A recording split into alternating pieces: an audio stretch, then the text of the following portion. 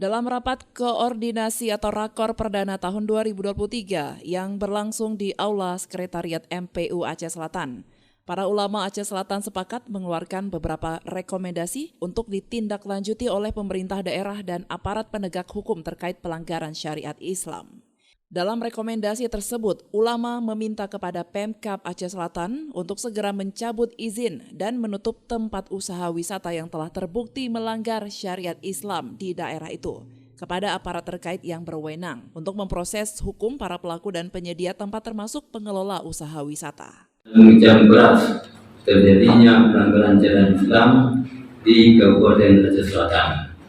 Dua meminta kepada pemerintah Kabupaten Aceh Selatan agar mencabut izin dan menutup usaha wisata yang melanggar syariat Islam. Kami mengharap kepada seluruh komponen masyarakat, tokoh-tokoh masyarakat, terutama kepada pemerintah daerah, agar perbuatan semacam itu, khususnya yang terjadi kemarin, harus ditindaklanjuti dengan semaksimal mungkin supaya perbuatan tersebut tidak merajalela di tempat-tempat lain. Diharapkan kepada seluruh unsur terkait, mulai dari perangkat dusun, perangkat kampung, kecamatan hingga kabupaten, dapat bersinergi untuk mengambil langkah antisipasi secara serius. Dari Aceh Selatan, Tim Liputan melaporkan untuk Puja TV Aceh.